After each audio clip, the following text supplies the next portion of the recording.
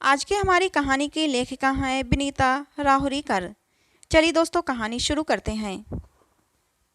Kitchen से आती हंसी मजाक की आवाज़ों को सुन सुनकर ड्राइंग रूम में सोफे के कुशन ठीक करती अंजलि की भौहें तन गईं। एक बारगी मन किया कि किचन में चली जाए, पर पता था उन दोनों को तो उसके होने न होने से कोई फर्क ही नहीं पड़ता। रोज यही होता है। सुबह से अंजलि चाय नाश्ता और खाने का पूरी तैयारी करती है, दाल सब्जी बनाती है, और जैसे ही रोटियां बनाने का समय आता है उसकी जेठानी लता चली आती है। चलो अंजलि, तुम सुबह से काम कर रही हो, अब रोटियां मैं बना दूंगी। और मना करने पर भी अंजलि को जबरदस्ती बाहर भेज देती है। और लता की मदद करने अंजलि का पति विनीत तुरंत किचन में घुस जाता है। अब अंजलि बिना काम के किचन में खड़ी होकर क्या करे। वह चुपचाप बाहर आकर दूसरे काम निपटाती है या फिर नहाने चली जाती है। और अगर किचन में खड़ी हो भी जाए तो लता और विनीत के भद्दे और अश्लील हंसी मजाक देख सुनकर उसका सिर भरना जाता है। उसे लता से कोफ्त होती। माना कि विनीत उसका देवर है, लेकिन अब तो अंजलि का पति है ना, तो दूसरे के पति के साथ इस तरह के हंसी मजाक करना क्या किसी औरत को शोभा देता है। लेकिन विनीत से जब भी बात करो इस मामले में, तो वो उल्टा अंजलि पर ही गुस्सा हो जाता है कि अंजलि की सोच इतनी गंदी है। वह अपने ही पति के बारे में ऐसी गलत बातें सोचती है, शक करती है। 3 साल हो गए अंजलि और विनीत की शादी को। इन 3 सालों में दसियों बार लता को लेकर उन दोनों के बीच झगड़ा हो चुका है, लेकिन हर बार नाराज होकर उल्टा सीधा बोलकर विनीत अंजलि की सोच को ही बुरा और संकुचित साबित कर देता। पास ही के शहर में रहने के कारण लता जब तब अंजलि के घर चली आती। लता का पति यानी विनीत के बड़े भाई बेंगलोर में नौकरी करते हैं। लता अपने दोनों बेटों के साथ अपने माता पिता के घर में रहती है, इसीलिए उसे बच्चों की भी चिंता नहीं रहती। हफ्ते 10 दिन या 15 दिनों में 2-4 दिन के लिए आ ही जाती है अंजलि के घर। और ये 2-4 दिन अंजलि के बहुत ही बुरे बीते। लता के जाने के बाद अंजलि अपने आप को थोड़ा संयत करती, मन को संभालती, विनीत और अपने रिश्ते को लेकर सामान्य होती। तब तक लता फिर आ धमकती और अंजलि का जैसे तैसे सुचारू हुआ जीवन और मन दोबारा अस्त व्यस्त हो जाता। लता का पूरे घर में साधिकार रहना, किचन में उसका पूरा वर्चस्व अंजलि को बहुत खलता था। कई बार तो वो किचन की व्यवस्था में भी फेर बदल कर देती, और कभी कभी तो बिना अंजलि को पता चले ही विनीत अपनी पसंद की कोई डिश बनाने की फरमाइश लता से कर देता, और लता पूरे मनोयोग से अंजलि के किचन में पहुंचने से पहले ही डिश बनाने में जुट जाती। अंजलि के ही किचन में कब क्या बनने लगता अंजलि को पता नहीं रहता। ऐसे में अपने ही घर में वह अपने आप को लगातार पराया सा महसूस करने लगी थी। रोटियां बन गईं तो लता नहाने चली गई, अंजलि भी अपने कमरे में चली आई। थोड़ी देर बाद किसी काम से अंजलि कमरे से बाहर निकली तो देखा विनीत लता के कमरे से बाहर आ रहा है। क्या हुआ विनीत, भाभी नहाकर आ गई क्या? अंजलि ने पूछा। नहीं, अभी नहीं आई। तो तुम उनके कमरे में क्या कर रहे थे? अंजलि ने सीधे विनीत के चेहरे पर नजरें गड़ाकर पूछा। वो तौलिया ले जाना भूल गई थी, वही देने गया था, विनीत ने जवाब दिया। अगर उन्हें तौलिया चाहिए था तो मुझे बता देते, तुम क्यों देने गए? अंजलि को गुस्सा आया। तुम फिर शुरू हो गई। मैं उन्हें तौलिया देने गया था, उनके साथ नहा नहीं रहा था कि तुम इतना भड़क रही हो। ओफो, शक का भी कोई इलाज नहीं होता। क्या संकुचित विचारों वाली बीवी गले पड़ी है। अपनी सोच को थोड़ा मॉडर्न करो, थोड़ा खुले दिमाग और विचारों वाली बनने की कोशिश करो, विनीत ने कहा और वहां से दूसरे कमरे में चला गया। अंजलि की आंखों में आंसू छलक आए और दूसरे दिन सुबह विनीत ने बताया कि लता वापस जा रही है। वह ऑफिस से जाते हुए लता को बस में बिठा देगा। अंजलि ने चैन की सांस ली। 4 दिन से तो विनीत लता के चक्कर में ऑफिस ही नहीं गया था। लता जा रही है तो अब 10-12 दिन तो कम से कम चैन से कटेंगे। यूं तो विनीत अधिकतर समय फोन पर ही लता से बातें करता रहता है, लेकिन गनीमत है लता प्रत्यक्ष रूप से तो दोनों के बीच नहीं रहती। लता और विनीत चले गए तो अंजलि ने चैन की सांस ली। उसने अपने लिए 1 कप चाय बनाई और ड्राइंग रूम में आकर सोफे पर पसर कर बैठ गई। जब भी लता आती है पूरे समय अंजलि का सिर भारी रहता है। वह लाख कोशिश करती है नज़रअंदाज करने की, मगर क्या क्या छोड़े वह। लता और विनीत की नज़दीकियां आंखों को खटकती हैं। सोफे पर एक दूसरे से सटकर बैठना। अंजलि अगर एक सोफे पर बैठी है और दूसरे सोफे पर लता, तो विनीत आकर अंजलि के पास न बैठकर लता के पास बैठता है। खाना खाते समय भी लता विनीत के पास वाली कुर्सी पर ही बैठती है। जब तक लता रहती है अंजलि को ना अपना पति अपना लगता है, ना घर अपना लगता है। लता बुरी तरह से विनीत के दिल पर कब्जा करके बैठी है। रात में भी अंजलि थक कर सो जाती थी, तब बहुत तो रात तक विनीत लता के पास बैठा रहता। अपने कमरे में पता नहीं कितनी रात बीतने के बाद आता। विनीत की इन हरकतों से अंजलि बहुत परेशान हो गई थी। फिल्म देखने जाते हैं तो विनीत अंजलि और लता के बीच बैठता और सारे समय लता से ही बातें और फिल्म पर कमेंट करता। ऐसे में अंजलि बहुत उपेक्षित सा महसूस करती अपने आप को। अंजलि के दिमाग में यही सब बातें घुमड़ घुमड़ रही थीं कि उतने में उसके मोबाइल की रिंग बजी। हेलो, अंजलि ने फ़ोन रिसीव करके कहा। हेलो भाभी, नमस्ते, मैं आनंद बोल रहा हूँ। क्या बात है विनीत, आज ऑफिस नहीं आया? आज बहुत इंपॉर्टेंट मीटिंग थी। उसके फ़ोन पर बेल तो जा रही है लेकिन वो फ़ोन उठा नहीं रहा। सब ठीक तो है? आनंद के स्वर में चिंता झलक रही थी। आनंद विनीत के ऑफिस में ही काम करता था, दोनों में अच्छी दोस्ती थी। क्या विनीत तो ऑफिस नहीं है? अंजलि बुरी तरह चौंक कर बोली। लेकिन वो तो सुबह 10 बजे ही ऑफिस के लिए निकल गया था। नहीं भाभी, विनीत आज ऑफिस नहीं आया है और फ़ोन भी नहीं उठा रहा। आनंद ने फ़ोन डिस्कनेक्ट कर दिया। अंजलि को चिंता होने लगी। आखिर विनीत कहाँ जा सकता है? अभी दोपहर के 2 बज रहे थे। अंजलि ने भी विनीत को फ़ोन लगाया लेकिन उसने फ़ोन नहीं उठाया। अंजलि परेशान हो गई, कहीं कोई दुर्घटना तो। अपनी सोच पर अंजलि खुद ही घबरा गई। अंजलि ने लता को फ़ोन लगाया तो उसने भी फ़ोन नहीं उठाया। लता के पिताजी के घर पर भी फ़ोन किया तो पता चला लता अभी तक अपने घर नहीं पहुंची। अगर लता 11 बजे की बस से भी निकलती तो 1 डेढ़ बजे तक अपने घर पहुंच जाती, और अब तो 2:30 बज गए हैं। अंजलि घर में अंदर बाहर होती रही। कभी विनीत का फ़ोन लगाती, कभी लता का और कभी आनंद का। 4 बजे जाकर विनीत का फ़ोन आया। अंजलि ने घबरा कर उससे पूछा कि वह कहाँ है और ऑफिस क्यों नहीं गया, फ़ोन क्यों नहीं उठा रहा था। मगर विनीत का जवाब सुनकर अंजलि के गुस्से का पारावार न रहा।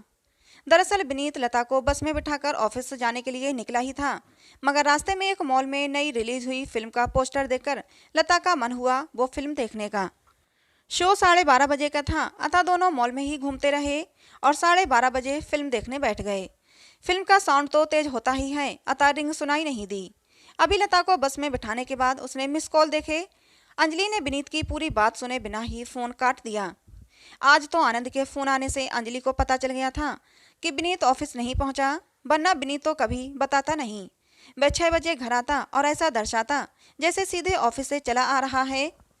पता नहीं पहले भी कितनी बार न जाने कितनी तरह का झूठ बोल चुका होगा विनीत, और क्या पता सच में ही फिल्म देखने ही गए थे या 10 बजे से 4 बजे तक।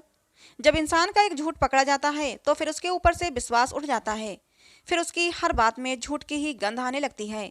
विनीत भी समझ गया था कि इस बार तो अंजलि को बहुत बुरा लगा है और अब वह कई दिनों तक गुस्सा रहेगी। विनीत अपनी गलती समझ गया था, इसीलिए वह अंजलि से बहुत अच्छा बर्ताव कर रहा था। घर के कामों में हाथ बटाना, अपना काम समय पर करना, समय पर घर में सामान सब्जी भाजी ला देता। लेकिन अंजलि ने कोई प्रतिक्रिया नहीं दर्शाई, ना अच्छी ना बुरी। वह विनीत की ओर से एकदम तटस्थ और उदासीन हो गई थी। घर के सारे काम सुगढ़ ढंग से निपटाती, विनीत से जितना काम होता उतना बोलती। एक तरफ से घर में उन दोनों के बीच शीत युद्ध जैसी स्थिति बन गई थी। विनीत को बहुत बेचैनी हो रही थी। अंजलि खुलकर झगड़ा कर लेती तो विनीत भी बहस करके अपनी सफाई दे देता, या उल्टा हर बार की तरह अंजलि की सोच को छोटा कहकर उसे ही गलत साबित करके अपनी गलती ढांप लेता। लेकिन अभी तो अंजलि न बोलकर झगड़ा न करके एक तरह से विनीत को अपराधी साबित कर चुकी है, और विनीत अंदर ही अंदर अपनी गलती का एहसास करके अपराध बोध से ग्रस्त हो रहा है। गलती पर गलतियां करके भी अंजलि पर हावी रहने वाले विनीत को यूं अंदर ही अंदर कसमसाते रहना बहुत खल रहा था। 2-4 बार उसने अंजलि से बात करने की, अपनी सफाई देने की कोशिश की, पर अंजलि ने उसे नज़रअंदाज कर दिया और कोई प्रतिक्रिया नहीं की। 10-12 दिन बाद अचानक सामान उठाने रखने की आवाज़ें सुनकर विनीत ने दरवाज़ा खोलकर देखा तो सामने वाले फ्लैट का दरवाज़ा खुला था और मजदूर सामान अंदर रख रहे थे। ये फ्लैट कई दिनों से बंद था। अच्छा है कोई फैमिली आ जाए तो अंजलि को भी कंपनी मिल जाएगी। वैसे तो वो ज़्यादा कहीं आती जाती नहीं है। विनीत के ऑफिस से जाने का समय हो गया था, इसलिए उसने दरवाज़ा बंद किया और तैयार होने चला गया। सामान आ गया है तो घर वाले भी आ ही जाएंगे, आज नहीं तो कल पहचान भी हो ही जाएगी। शाम को ऑफिस से आया तो देखा सामने वाले फ्लैट का दरवाज़ा बंद था। विनीत ने सोचा इनका सारा सामान रख गया होगा। चाय पीते हुए उसने अंजलि से पूछताछ की तो पता चला सामने कोई फैमिली नहीं, वरन एक युवक रहने आया है। उसे इसी शहर में नौकरी लगी है और सामने वाला फ्लैट किराए पर लेकर वह यहीं रहेगा। विनीत को अफसोस हुआ, अगर परिवार होता तो ज़्यादा अच्छा होता, अंजलि को कंपनी मिल जाती। युवक का रहना न रहना बराबर ही है। दूसरे दिन सुबह अंजलि के बात करने की आवाज़ सुनकर विनीत बाहर आया तो पता चला वह युवक आया था बाई के बारे में कहने। अंजलि ने उसके यहाँ अपनी झाड़ू पोंछे वाली बाई भेजने का आश्वासन दे दिया। थोड़ी देर बाद वह पीने का पानी भरने के लिए बर्तन लेने आया। विनीत के ऑफिस जाने तक वह युवक, जिसका नाम रोहित था, 4-5 बार कुछ न कुछ काम से अंजलि के पास आया। विनीत ने सरसरी निगाहों से उसे देखा। लंबा, गोरा, चिट्ठा, सुदर्शन नवयुवक था। शाम को विनीत ऑफिस से घर आया तो अंजलि ने चाय बनाई और रोहित को भी चाय पर बुला लिया। रोहित आया, तीनों ने साथ चाय पी और बातें की। विनीत को ये भला लड़का लगा। उसका परिवार पास के ही शहर में रहता था। घर में मम्मी पापा के अलावा दादी, एक छोटी बहन और भाई भी हैं। थोड़ी देर बाद बातें करके रोहित चला गया। 4-5 दिन में उसका घर व्यवस्थित हो गया। सामान जमाने में अंजलि ने उसकी मदद की।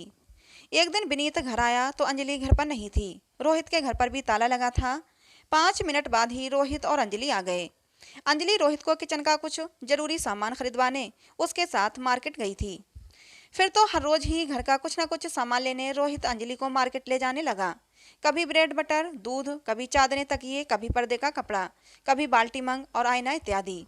अंजलि रोज विनीत के आने से पहले या समय पर वापस आ जाती। रात का खाना तो रोहित साथ ही खाता। 1-2 बार विनीत थोड़ा झुंझला भी गया था कि ये क्या रोज रोज उसके साथ बाजार चली जाती हो। ऐसा ही था तो उसकी माँ आकर उसका घर क्यों नहीं सेट कर जाती। तो अंजलि ने कह दिया कि उसकी दादी की तबीयत तो ठीक नहीं है और बहन की परीक्षाएं सिर पर हैं, इसलिए वह भी नहीं आ सकती। अंजलि को पता था कि विनीत को अंदर से तो और ज़्यादा बुरा लग रहा होगा उसका रोहित के साथ घूमना, मगर लता के साथ फिल्म वाला झूठ पकड़ाई में आने के कारण वह ज़्यादा कुछ बोल नहीं पा रहा होगा। पुरुषों का स्वभाव ही ऐसा होता है, खुद चाहे जो भी करें लेकिन पत्नी का इतना सा भी किसी दूसरे पुरुष से हंसना बोलना उन्हें सहन ही नहीं होता।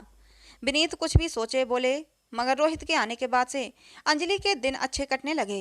वह उसके साथ हंस बोलकर खुश रहती। अब वह और रोहित घर में भी साथ साथ काम करते, किचन में साथ खाना बनाते और विनीत जलता भुनता बाहर बैठा रहता। इसी बीच लता फिर उनके यहाँ आधम की। लता के आने से विनीत फिर उसके आगे पीछे फिरने लगा। उसे लगा कि अंजलि ये देखकर परेशान हो जाएगी हर बार की तरह, लेकिन इस बार तो अंजलि ने उन दोनों को पूरी तरह से नकार दिया। लता आई तब रोहित की भी छुट्टी थी तो वह सारा दिन अंजलि के यहीं रहता। रोटियां बनाने लता जैसे ही किचन में आई, अंजलि तपाक से बाहर चली आई और रोहित को बुला लाई। विनीत का अजब हाल हो रहा था। उसका ध्यान अंजलि और रोहित पर था और मन मारकर लता के साथ किचन में खड़ा होना पड़ रहा था। दोपहर के खाने के समय लता हमेशा की तरह झट से विनीत के पास वाली कुर्सी पर बैठ गई तो अंजलि बड़ी खुशी से रोहित के साथ बैठ गई। विनीत का पता नहीं क्यों खाने में मन नहीं लग रहा था। शाम को सब लोग टीवी देखने बैठे। लता विनीत के साथ सोफे पर बैठी थी। बीच बीच में हंसी मजाक करते हुए वह कभी विनीत के कंधे पर हाथ मारती, कभी पैर पर। अंजलि दूसरे सोफे पर अकेली बैठी थी। तभी रोहित आ गया और अंजलि के पास बैठ गया। अब वे दोनों टीवी पर चल रहे कार्यक्रम पर कमेंट करते हुए ठाके लगाने लगे। अंजलि भी हंसते हुए रोहित के हाथ पर या कंधे पर हाथ मार रही थी। विनीत बैठा बैठा कसमसा रहा था। आखिर में विनीत से रहा नहीं गया, बोटकर जल्दी ही सोने चला गया। 10 मिनट बाद लता भी मुंह बनाकर अपने कमरे में चली गई। अंजलि जानबूझकर उस दिन बहुत देर बाद सोने के लिए गई। जब तक रोहित बैठा रहा वो और अंजलि जोर जोर से हंसी मजाक करते रहे। जब अंजलि सोने के लिए कमरे में गई तो उसने देखा विनीत मुंह पर चादर लपेटे सोने का बहाना किए पड़ा हुआ है, लेकिन बेचैनी से पहलू बदलने के कारण साफ समझ आ रहा था कि वह जाग रहा है। अंजलि विनीत की ओर पीठ करके चैन से सो गई। दूसरे दिन छुट्टी थी। लता विनीत के पीछे पड़ी फिल्म देखने के लिए। विनीत ने बड़ी चुपचाप से प्लान बनाया और ऐन समय पर अंजलि को कहा तैयार होने के लिए, मगर अंजलि भी भला कहाँ पीछे रहने वाली थी। उसने तपाक से रोहित को फोन लगा दिया और फिल्म देखने का आमंत्रण दे डाला। विनीत जल भुन गया। वह बेडरूम में आकर अंजलि पर गुस्सा करने लगा कि रोहित को ले जाने की क्या जरूरत है। तब अंजलि ने 2 टूक बोल दिया कि उसके और लता के बीच वह मूर्खों की तरह मुंह बंद करके बैठी रहती है। या तो अंजलि को भी घर पर रहने दे या फिर रोहित को भी साथ ले चले। विनीत के पास और कोई चारा नहीं था। वह बेमन से रोहित को भी साथ ले गया। विनीत ने सोचा वो सबसे पहले अंजलि को बिठाएगा, फिर लता को और उसके बाद वो अपने पास रोहित को। तब पूरी फिल्म में वो और लता पास बैठेंगे और अंजलि और रोहित 2 कोनों में। लेकिन अंजलि ने पहले ही सीट नंबर सुन लिया और फटाफट सिनेमा हॉल में घुसकर रोहित की बगल में बैठ गई। विनीत यहाँ भी मात खा गया। फिर तो पूरी फिल्म भर उसका मूड उखड़ा ही रहा। लता पहले तो बहुत कोशिश करती रही उसे कि वह पहले की तरह हंसी मजाक करे, पर आखिर में वह खुद भी खींच कर चुप हो गई। अलबत्ता अंजलि और रोहित ने पूरी फिल्म बहुत इंजॉय की। उसके बाद रोहित ने अपनी ओर से डिनर का प्रस्ताव रखा, जिसे अंजलि ने सहर्ष स्वीकार कर लिया। फिल्म के बाद वे लोग मॉल में ही घूमते रहे। फिर थोड़ी देर बाद मॉल के ही एक रेस्टोरेंट में डिनर करके लौटे। पूरे समय विनीत हूँ हाँ के अलावा कुछ नहीं बोला। विनीत के कारण लता को भी चुप रहना पड़ रहा था। बस रोहित और अंजलि ही दुनिया जहान की बातों में खोए हुए थे।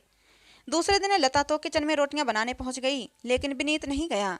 वह अंजलि के आसपास ही घूमता और बातें करता रहा, क्योंकि वह जानता था कि या तो अंजलि रोहित के घर चली जाएगी या फिर वह यहाँ आ जाएगा, क्योंकि वह अभी तक ऑफिस नहीं गया होगा। लिहाजा सारी रोटियां लता को अकेली ही बनानी पड़ी। वह तो विनीत के ही लिए यहाँ आती है। जब इस बार विनीत रोहित की वजह से उखड़ा हुआ है और उसका ध्यान पूरी तरह अंजलि पर ही अटका रहता है, तो वे बेवजह अपने दिन खराब करके क्या करे। विनीत के ऑफिस जाने के समय उसने कहा कि उसे बस में बिठा दे। अरे भाभी, आप इतनी जल्दी जा रही हैं? आप हैं तो घूमने फिरने में मजा आता है, कुछ दिन और रुक जाइए। कल रोहित ने हाफ डे लिया है, हम सब लेक पर घूमने चलेंगे। अंजलि ने लता को रोक लिया। विनीत जल भुन गया। इस बार पहली बार उसे लता का रहना बहुत बुरा लग रहा था। लता चली जाए तो रोहित के साथ बाहर घूमने फिरने की और टीवी देखने की जिल्लत से छुटकारा मिले। उसने लेक पर जाने का प्रोग्राम बहुत टालना चाहा तो अंजलि चिढ़ गई। क्यों विनीत, इससे पहले तो जब भी लता भाभी आती थी तुम छुट्टी ले लेकर फिल्में देखने और घूमने ले जाते थे, अब अचानक तुम्हें क्या हो गया? अंजलि की बात पर विनीत निरुत्तर हो गया। वह मन महसूस कर दूसरे दिन सबके साथ लेक पर गया। हमेशा अंजलि को उपेक्षित सा छोड़कर लता के साथ घूमने फिरने के मजे लेने वाला विनीत अब लता से भी कटा कटा सा घूम रहा था, क्योंकि उसका सारा ध्यान तो अंजलि और रोहित की बातों पर लगा था। घर वापस आकर लता मुंह फुलाकर जल्दी ही सोने चली गई। अंजलि कॉफी बना लाई और रोहित के साथ बातें करने लगी। विनीत थोड़ी देर बैठा रहा, फिर तंग आकर सोने चला गया। दूसरे दिन लता चली गई। विनीत ने चैन की सांस ली। लता थी तो सारा समय विनीत से चिपकी रहती थी और अंजलि को पूरी आज़ादी मिल जाती थी रोहित के साथ रहने की। विनीत ने तो आजकल लता को फ़ोन करना भी बहुत ही कम कर दिया था। लता ही फ़ोन लगाती थी तो विनीत थोड़ी बहुत बातचीत करके फ़ोन रख देता था। लता भी विनीत की बदलती प्रवृत्ति को समझ रही थी। विनीत अब ज़्यादा से ज़्यादा समय अंजलि के आसपास ही रहता। छुट्टी वाले दिन टीवी देखते समय वह यथासंभव अंजलि के पास सटकर बैठता या फिर उसका हाथ पकड़कर ही बैठता, जैसे कि अगर उसने हाथ नहीं पकड़ा तो वह भाग जाएगी। अंजलि को उसकी इन हरकतों से कोफ्त होती। विनीत रोहित से बचने के लिए अक्सर शाम को या छुट्टी वाले दिन बाहर लंच या डिनर या शॉपिंग का प्रोग्राम बना लेता। अंजलि को और चिढ़ होती, क्योंकि वह जानती थी ये सब सिर्फ उसे रोहित से दूर करने के लिए है और कुछ भी नहीं। आज तक तो वह अकेले में विनीत के साथ घूमने या डिनर पर जाने के लिए कह कहकर थक जाती, पर विनीत टाल देता कि अकेले घूमने क्या जाना, कोई साथ हो तभी मज़ा है, और वह साथ होता लता का। और अब वही विनीत अंजलि के साथ अकेले घूमने जाने के बहाने ढूंढता रहता है। रोज रोज नए नए प्रोग्राम बनाता है, कभी मेला देखने का, कभी फिल्म देखने का। अंजलि को हंसी आ जाती। पुरुष भी अपनी स्वार्थ सिद्धि में कैसे कैसे रंग बदलता है। अपने मतलब के लिए उसकी सोच किस चतुराई से बदल जाती है। और अंजलि अधिकतर तो गुस्से के कारण विनीत के साथ बाहर जाना टाल देती। 2-3 महीने निकल गए। अंजलि बदस्तूर रोहित से मिलती और हंसती बोलती। एक दिन विनीत से आखिर रहा नहीं गया, वह अंजलि से उलझ ही गया। आज वह अपने दिल की तिलमिलाहट दूर कर लेना चाहता था। अंजलि, आखिर ये रोहित के साथ तुम्हारा क्या चल रहा है? तुम्हें नहीं लगता कि तुम उसमें कुछ ज़्यादा ही इंटरेस्ट लेने लगी हो? बिल्कुल भी नहीं विनीत, मैं तो बिल्कुल सामान्य व्यवहार कर रही हूँ। इतना हंसना बोलना तो चलता है ना, अंजलि ने जवाब दिया। थोड़ा बहुत कहाँ, तुम तो आजकल बहुत ही ज़्यादा इन्वॉल्व हो रही हो उसके साथ, विनीत बोला। बिल्कुल नहीं, कभी कभार ही तो साथ मिलते बैठते हैं, अंजलि लापरवाही से बोली। कभी कभार कहाँ, रोज तो मुंह उठाकर चला आता है और फिर पूरे समय खाना खाते हुए या टीवी देखते हुए तुमसे सटकर बैठता है, विनीत झल्लाकर बोला। तो क्या हुआ, साथ बैठना कोई पाप है क्या? आदमी ने इतना खुले विचारों वाला तो होना चाहिए ना। अंजलि ने लता के मामले में कही हुई विनीत की बात को ही वापस उसके मुंह पर मारा। 2 पल को तो विनीत सकपका गया। उसे समझ नहीं आया कि वह क्या कहे। फिर अकड़कर बोला, मेरा डायलॉग मेरे मुंह पर मत मारो, मेरी बात अलग है। क्यों, तुम्हारी बात क्यों अलग है? इसलिए कि तुम पुरुष हो तो कुछ भी कर सकते हो और मैं औरत हूँ तो मुझे तुम्हारे कहने के हिसाब से चलना पड़ेगा। क्यों, क्या मुझ में अपना अच्छा बुरा समझने की अकल नहीं है? अंजलि तो नक्कर बोली। मैं जो कह रहा हूँ वो सुनो, मुझे तुम्हारी और रोहित की ये नज़दीकियाँ जरा भी पसंद नहीं, विनीत ने तेज आवाज में बोलकर अंजलि पर हावी होना चाहा। क्यों सुनूं मैं तुम्हारी? तुमने सुना था, समझा था कुछ भी, जब यही सब मैंने तुम्हें समझाना चाहा था? तब तो तुम उल्टा मेरी ही सोच को खराब और छोटी कहकर उल्टा मुझ पर ही गुस्सा हो जाते थे। अब वही काम मैं कर रही हूँ तो तुम्हारी सोच बदल क्यों रही है? अब तो तुमको खुश होना चाहिए कि तुम्हारी पत्नी की सोच भी तुम्हारी तरह खुली और आधुनिक हो गई है। अंजलि उसे भी तेज आवाज में बोली, मैं ये सब कुछ नहीं जानता, बस मैं नहीं चाहता कि तुम रोहित से हंसो बोलो या उसके साथ घूमो फिरो।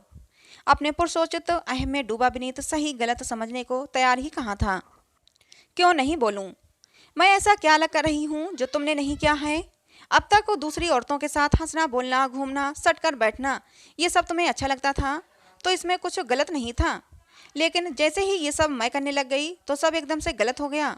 ओहो, तुम भी कितने दोहरे मापदंड वाले व्यक्ति हो विनीत। अंजलि ने उसे धित्कारा।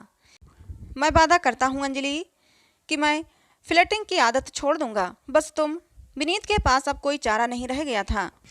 हाँ बस अब तुम किसी से भी बोलना छोड़ दो, बस मुंह बंद करके घर में पड़ी रहो। छी छी विनीत, तुम्हारी सोच कितनी ओछी है। तुम अपनी फ्लर्टिंग की आदत इसलिए नहीं छोड़ रहे हो कि तुम्हें अपनी गलती का एहसास हो गया है, यह तुम्हें समझ आ गया है कि तुम सच में गलत हो, बल्कि मुझे रोहित से दूर करने के लिए झूठा झांसा दे रहे हो। अब तक मेरे जीवन में कोई नहीं था तो तुम बदलने को तैयार नहीं थे, लेकिन जैसे ही मेरे जीवन में किसी का आना हुआ तुम अपने सारे विचार ताक पर रखकर गिरगिट की तरह रंग बदलने लगे। अंजलि हिकारत से बोली, नहीं, आपको ये त्याग करने की कोई ज़रूरत नहीं है, क्योंकि अब मैं अपने आप को बदलने वाली नहीं हूँ। विनीत का मुंह हारे हुए ज्वारी जैसा हो गया। और अगर मैंने रोहित से दूरी बना भी ली तो आप वापस अपने पुराने ढर्रे पर आ जाओगे, क्योंकि आप दिल से नहीं बदल रहे, सिर्फ मेरे और रोहित के बीच की नज़दीकियों के डर से बदलने की बात कर रहे हो। जिस दिन ये डर खत्म हो जाएगा तुम फिर अपनी बिंदास हरकतों पर उतर आओगे। ये अकेले बाहर घुमाने ले जाना, लता भाभी को भी अवॉइड करना, मेरे आसपास मंडराते रहना, ये सब मेरे प्रति सच्चे प्यार की वजह से नहीं है, बल्कि ये मुझे और रोहित को लेकर तुम्हारे मन में पनप रही असुरक्षा की भावना की प्रतिक्रिया मात्र है। ओह विनीत, मुझे अफसोस हो रहा है आज ये देखकर कि आप कितने डरे हुए और कमजोर हो अंदर से। पुरुष से तो औरत ज़्यादा मजबूत परिपक्व होती है। विनीत, आज तुम 3 महीनों में ही डर कर इतना परेशान हो गए कि ये दर्द तुमसे सहा नहीं जा रहा है, लेकिन तुम्हें कभी मेरे दर्द का जरा सा भी एहसास नहीं है जो मैं पिछले 2 सालों से सहती आ रही हूँ। कितने ज़्यादा स्वार्थी हो तुम। अंजलि के चेहरे पर चिढ़ गुस्सा अफसोस सबके मिले जुले भाव थे। मुझे माफ़ कर दो अंजलि, सचमुच मैं गलत हूँ। मैं अपने डर और ईर्ष्या के कारण ही तुम पर दबाव बनाना चाह रहा था कि तुम रोहित से बात करना बंद कर दो। मैं वास्तव में खुदगर्ज और असुरक्षा की भावना से ग्रसित व्यक्ति हूँ। मुझे माफ़ कर दो अंजलि। आज मुझे सच में पहली बार यह एहसास हो रहा है कि लता भाभी के साथ मेरी नज़दीकियों ने तुम्हें कितनी तकलीफ पहुँचाई होगी। तुम सच कहती थीं कि गलत सिर्फ बिस्तर पर जाना ही नहीं होता, एक दूसरे के साथ किया जाने वाला आचरण या व्यवहार भी बहुत कुछ गलत हो सकता है, तकलीफ पहुंचा सकता है, साथी की नज़रों में आपकी साख गिरा सकता है। मुझे माफ़ कर दो। विनीत की पलकों की कोरें भीग गईं और स्वर में सच्चाई थी। बहुत तड़पा चुकी, जीजा जी को अब माफ़ भी कर दो दीदी। अचानक रोहित अंदर आते हुए बोला तो विनीत चौंक गया। हाँ जीजा जी, मैं अंजलि का सगा मौसेरा भाई हूँ और आपका साला। रोहित हंसते हुए बोला, ये सब क्या है अंजलि, मैं कुछ समझा नहीं। विनीत अचकचाकर बोला, हाँ विनीत, रोहित मेरा छोटा भाई है। मेरी शादी के समय उसकी नई नई पोस्टिंग हुई थी तो इसे छुट्टी नहीं मिली थी, इसीलिए शादी में नहीं आ पाया था। रचना मौसी और रोहित की छोटी बहन और पिताजी शादी में आए थे और आप उन सबको बहुत अच्छे से पहचानते थे। यही कारण है कि वो लोग अभी तक इसके नए घर में नहीं आए, वरना आप उन्हें पहचान जाते। इसे ही घर में प्यार से हनी बुलाते हैं और ये वही है जो हमेशा मुझे फ़ोन करता रहता था और आपने भी फ़ोन पर कई बार इससे बात की है। अंजलि ने खुलासा किया। अरे हाँ, तभी मैं सोच रहा था कि अचानक हनी के फ़ोन आने बंद क्यों हो गए। विनीत अब भी चकराया हुआ था। हाँ, क्योंकि हनी तो आपके सामने ही था। दरअसल दीदी की आवाज़ बड़ी परेशान और टूटी हुई सी लगी तो मेरे बहुत पूछने पर एक दिन इसने सारी बातें बताईं। तब मैंने बहुत कोशिश करके अपना ट्रांसफ़र यहाँ करवाया और ये प्लान बनाया, रोहित ने बताया। मैं सच में बहुत शर्मिंदा हूँ, तुम दोनों मुझे माफ़ कर दो, विनीत ने आजीजी से कहा। एक शर्त पर जीजा जी, कि आज रात में फिल्म दिखाने ले जाओगे, रोहित बोला, और डिनर भी बाहर कराओगे और मुझे रोहित के पास बैठने दोगे। अंजलि ने विनीत को छेड़ा। हाँ बाबा, मुझे सब मंजूर है, विनीत ने हाथ जोड़कर कहा तो सब हंस पड़े। दोस्तों, कहानी पसंद आई हो तो प्लीज़ लाइक करें, शेयर करें। ऐसे ही और कहानियों के लिए हमारे चैनल को सब्सक्राइब करें। मिलते हैं दोस्तों अगली किसी नई कहानी में।